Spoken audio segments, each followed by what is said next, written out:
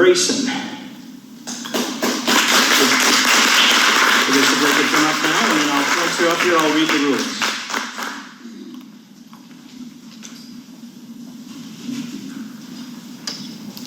Hi there. Okay, so the candidates for each race in this part of the forum, and in all of them, will get a 2-minute introduction, 2 minutes to introduce themselves. The moderator, me, I will pose questions provided in advance by the audience, have them here. Each candidate will be given 2 minutes to answer the question, and every candidate will have the chance to respond to each question.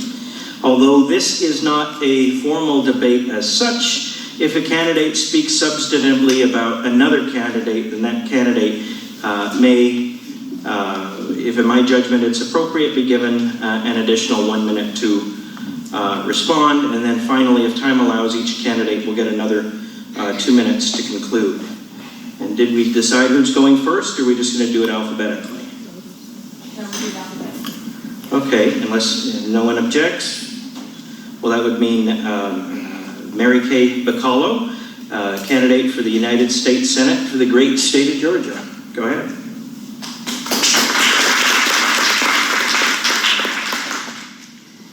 I'm running for the U.S. Senate because I asked the question, why? I wanted to know why, as a school board member, could I not stop Common Core? Why couldn't I stop it by going to my state legislature? And I'm sure you're probably also wondering why. Why is it that if everybody does not like the Affordable Care Act, why do we still have it? Why is it still funded? Why is it that we have an out-of-control federal government? Why do we have so much debt? So in seeking answers to those questions, I didn't find the answers in who the president is. I found the answers in what the laws say. I took the time to read the state laws. That's how I got involved. And then from there, I began reading the federal laws. I looked at the education law, and I found that it completely removes parents, students, and teachers from making decisions about what kids learn. There are so many different ways that our laws are taking away our freedom. So many different unconstitutional laws. We have bad laws on the books, and those laws have been passed while the incumbent has been serving us, the people of Georgia. I would like to offer myself as a candidate, Mary Kay Bacallao, and I don't hear my name in the media. You won't hear it on the mainstream media, and it's a well-kept secret. But now you know the secret's out. Johnny has an opponent. Johnny actually has 2 opponents, and if you send Mary Kay Bacallao or Derrick Grayson to D.C., it will be different. Because we will not be making deals with Obama. We will be following the U.S. Constitution. And we will be reading the laws and telling you what they say before we take a vote. Johnny has an Mr. Grayson? How many of you believe in the Constitution? If you do believe in the Constitution, please raise your hand. Amen.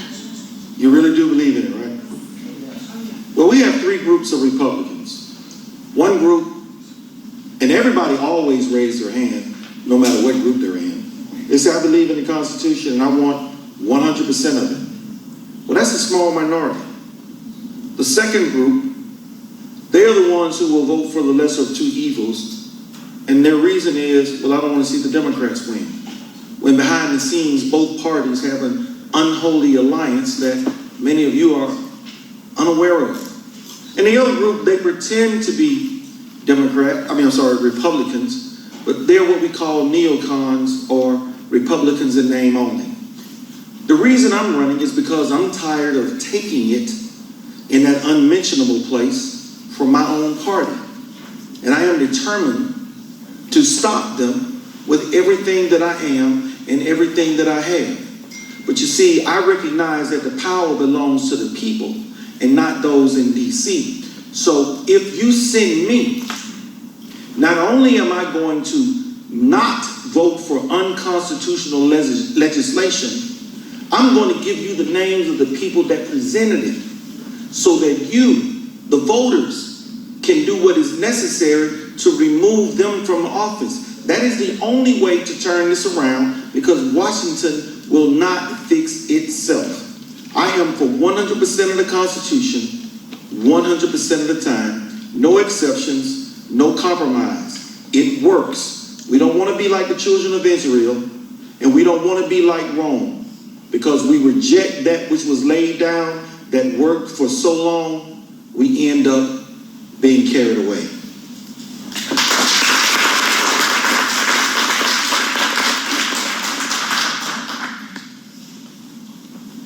And the first question from the audience is, and both candidates get an opportunity to answer this, is how do you think we should deal with the problems of illegal immigration and refugee and legal migrants coming here to the United States in great numbers? First, Dr. Bacallao.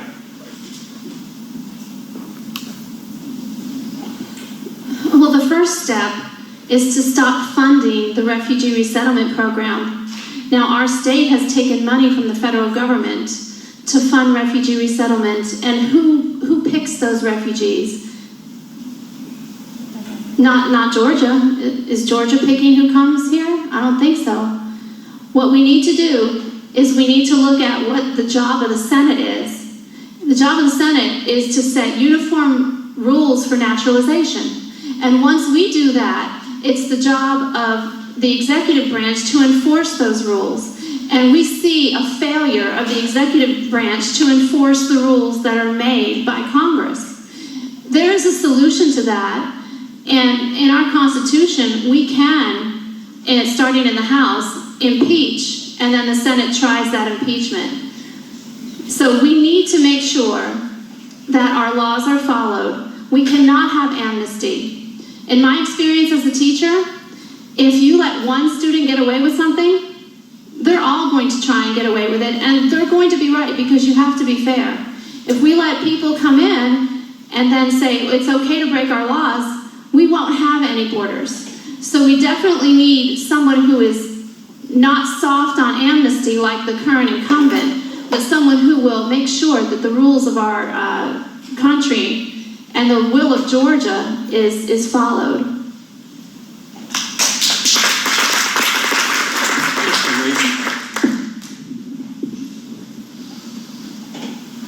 As outlined on my push card, absolutely no amnesty. In more detail on my info sheet concerning our platform, I lay out, in order to stop the immigration issue, illegal immigration issue, we secure the border.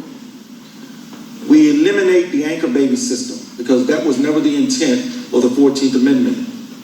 We enforce the current laws that are on the books. We streamline immigration. We shut down sanctuary cities.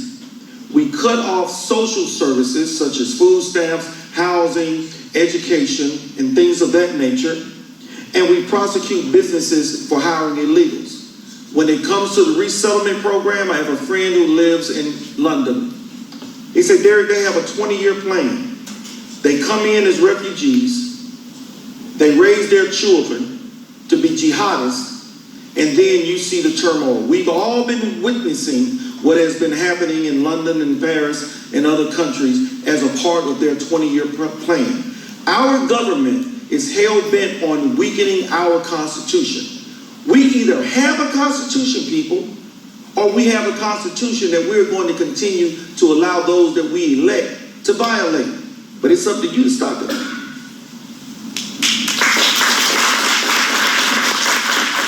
And now there's the second question. I've discovered this mic also works. The question is simply fair tax, flat tax, or another plan. First, Dr. Bacallao. Plan A would be the fair tax. Plan B, if we can't get the fair tax to happen, would be to have a proportional low tax.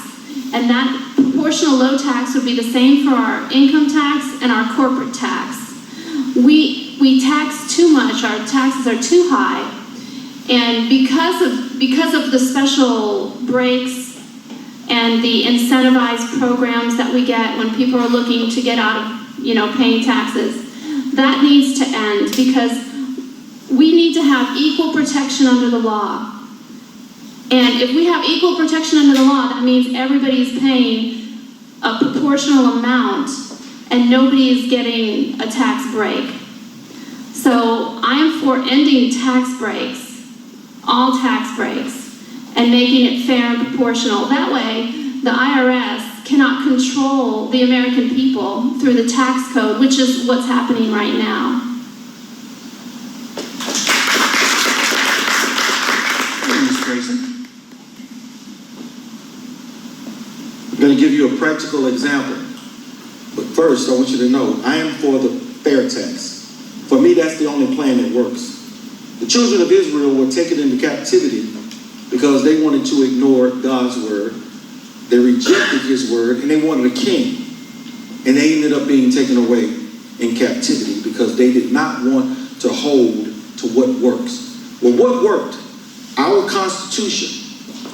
Now, our Constitution, in the spirit of the Declaration of Independence, basically says all men are created equal and entitled to life, liberty, and the pursuit of happiness, but it wasn't being applied properly. We got the Emancipation Proclamation, which still wasn't enough, so we had to make it even plainer with the 13th, 14th, and 15th Amendment. And when that finally stuck in, they decided, well, since we no longer can enslave blacks, let's enslave everybody. And they gave us the 16th Amendment, they gave us the Federal Reserve, and they gave us the IRS, effectively making everybody in this room and their children after them and the parents before them debt slaves. All I want is what works, and that is the government out of my pocket. I want the IRS burnt to the ground. I want the 16th Amendment repealed, and I want the Federal Reserve shut down. That is the only way to free us, and that is what our founding fathers intended to begin with.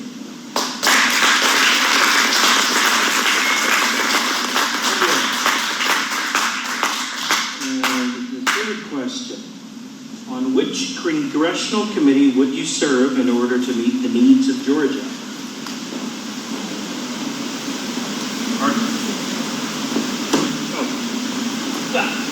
It's Congress. The Senate's part of the Congress. Do we have to pick just one? No, you don't have to. Okay, there is a committee called the Health Committee, Health, Education, Labor, and Pensions. It's a completely unconstitutional Senate committee.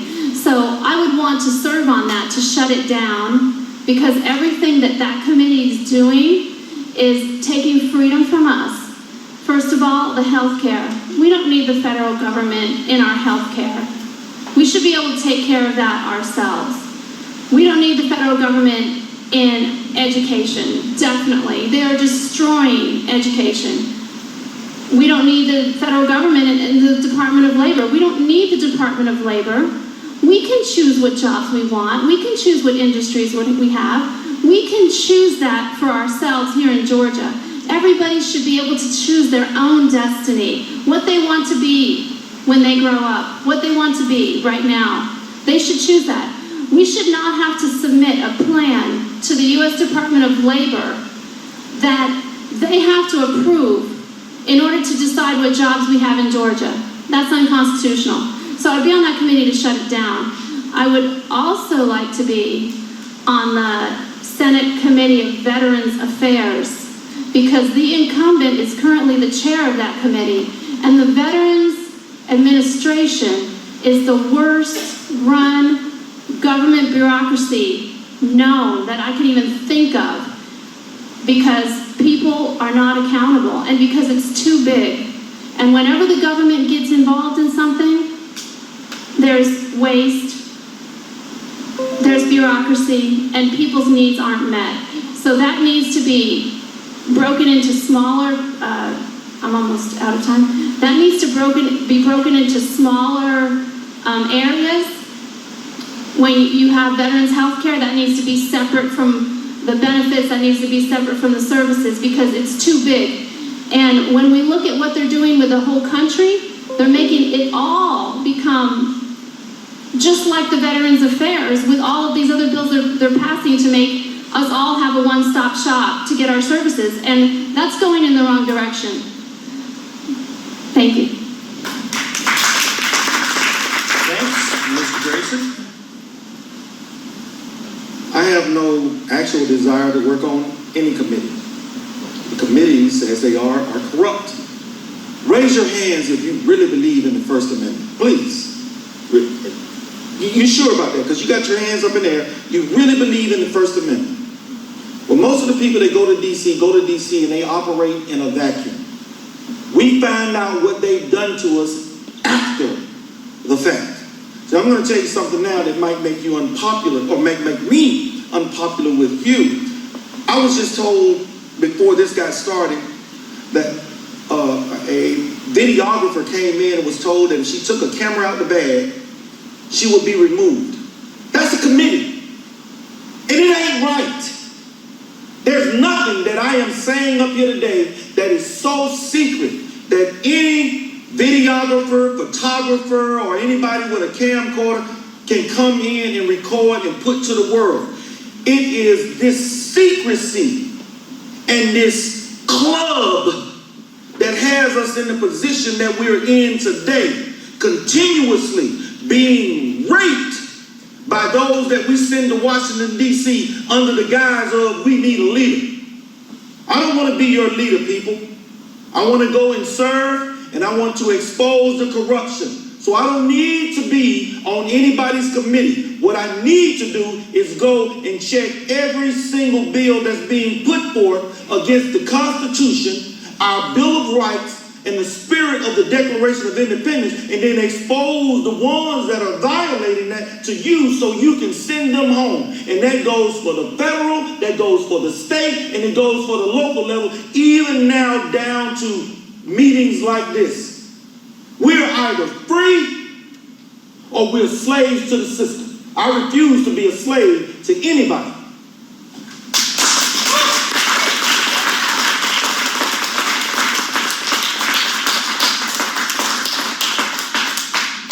Thank you again. And now the fourth question. What is the most important foreign policy issue facing us as a nation, and what will you do about it?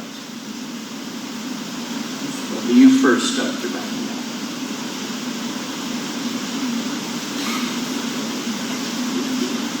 I'm concerned about what's happening in the Middle East. I'm concerned about the instability in the Middle East. And frankly, I believe that we have caused that instability with our policies. So, I guess we have. We've caused that instability with our policies. Hear the thunder. We need to have diplomacy. We need to protect our country. And we need to make sure that when we're sending our military, that we're sending them to defend and protect our country. I'm concerned about putting the military in harm's way when at times it could be for a financial motive or for a company to make a profit and to use our military in a way it was never intended. So right now, we need to go after the terrorists, the ones that are, threatening us, and we have the technology to do that, to be very specific about getting those terrorists. We don't need to invade any more whole countries and destabilize the region. So we need to be very specific about what our military should be doing and make sure that we eliminate the threat of Islamic violence, because it's a religion, and they're out to kill Christians and Jews, anyone who's not Muslim. We need to take care of that. But we can do it without the other, sleight of hand going on. Sometimes someone will say that they were doing something for a certain reason, but there's really another reason behind that. So I found that out, studying these laws and seeing how that goes. I want to research and investigate to know the real reason that all that's happening. Thank you. Grayson. This is an ugly truth. But before I give it to you, if you have sons and daughters, please stand.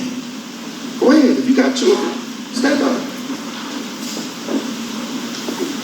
Now, I want you to remain standing if you are willing to have your children go and die for somebody else's liberty and freedom first. Remain standing if you're willing to do that. That's what I thought. Most people would sit down. I'm not willing for my son, and I don't have any, or any of my 5 daughters to go and die for the liberties and freedoms of other countries when their sons and daughters are not willing to die first. Now here's that ugly truth that I just was alluded to earlier. We are responsible for ISIS. I know you don't like it, but if you're as old as I am, you can go back to a time when we had no issues with Islamic terrorism. We had none because we weren't engaged in regime change. All of this came about because of the vacuums that we have created in Afghanistan, in Iraq, in Libya, and now we're trying to do the same thing in Syria. All because of loot, money. And that's what this comes down to. Now I will say this, I believe that we not rule, but we protect ourselves through strength, military strength. But we should aid our allies in getting rid of ISIS because we helped create it. But not to the extent of our sons and daughters dying first. Let them die first. We'll help them get rid of them because we created it, but let them die first.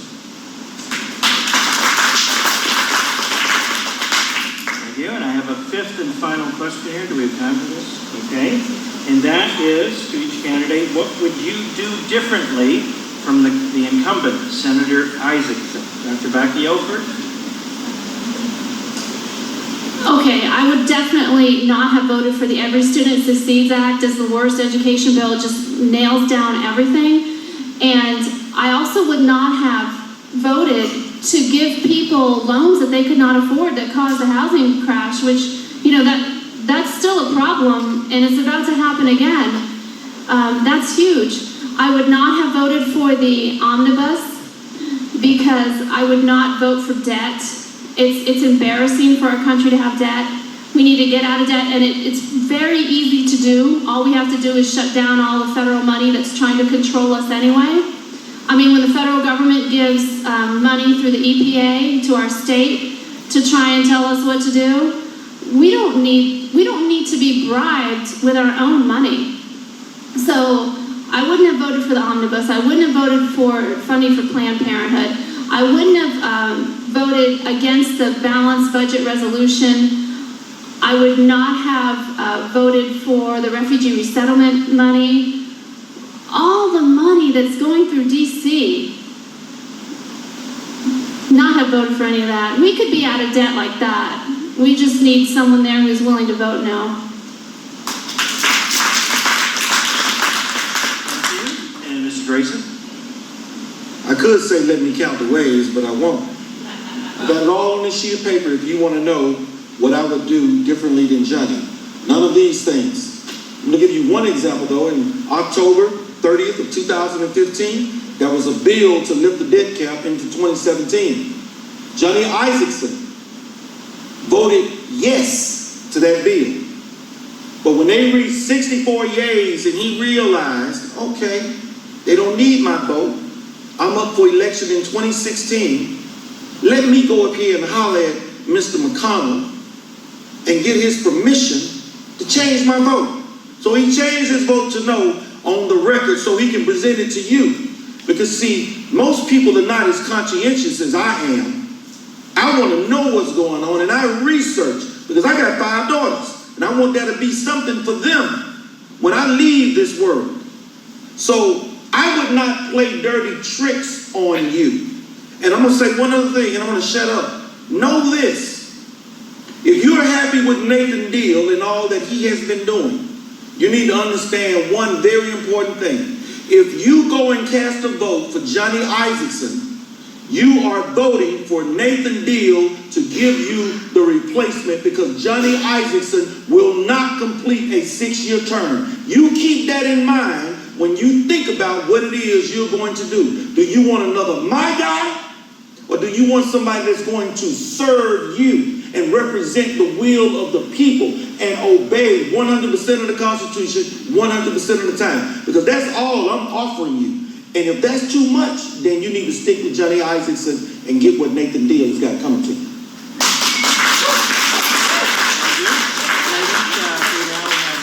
have time for each candidate to make a 2-minute closing statement.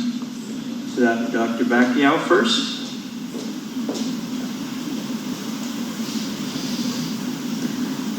I want to be the person that you will vote for, and I want to earn your vote, and I want to do that by showing you that I will vote no when I need to vote no when it's for you, because I've done that. And I'll also read the legislation. There are plenty of things that I know, and there are plenty of things that I don't know. But what I do is I study each issue, and I read the legislation so that I inform myself on everything. I am like the savvy shopper. You know, grocery stores, they put a sale, and they put a sign that says sale. But sometimes it's not really a sale. But there are those savvy shoppers, less than 1%, who will actually go research and see if it's really a sale. I'm like that kind of savvy shopper when it comes to the legislation. You may think a bill does something, the abstract may say it does something, all the people may be behind it for some reason, but I will read it and I will be that savvy shopper when it comes to the legislation that affects your daily lives, because no matter who is president, if we have bad laws on the books, we're not free. We need to get those bad laws off the books, and we need to make sure we have good laws, because we need laws to protect us, but we need good laws.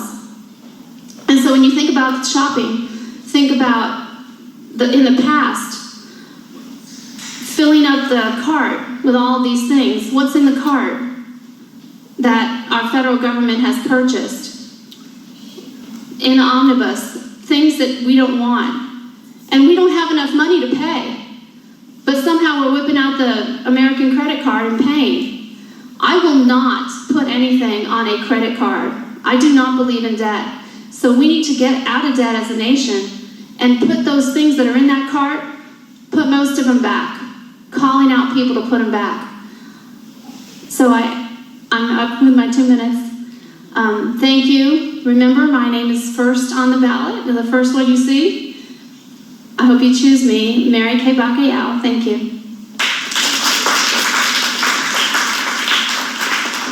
And Mr. Grayson. If you've not been confused by anything that I have said, please raise your hands. Okay, so we got a few people that understood what I said. Let me say this. I'm not going to ask for your vote. I'm not. I refuse to. Because when the people went to Samuel and said, we want a king, Samuel was upset about it. He went to God, and God said, Samuel, don't be upset. They're not rejecting you. They're rejecting me. So the reason I'm not going to ask for your vote is because if you vote for Johnny Isakson, you're not rejecting me. You're saying you want a king. You want somebody else continuously telling you what to do and what's best for you. I'm not that guy. I'm going to follow the Constitution just like Samuel followed the word of God in his judging.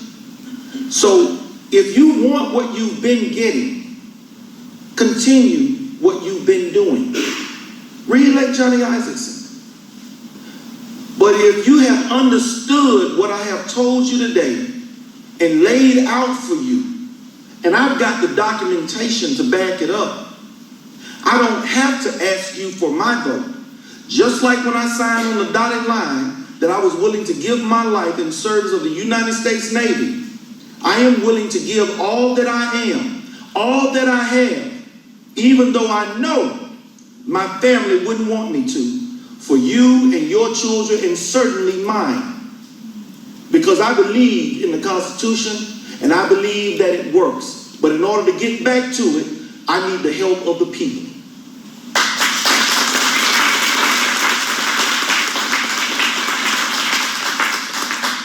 Thank you. That concludes the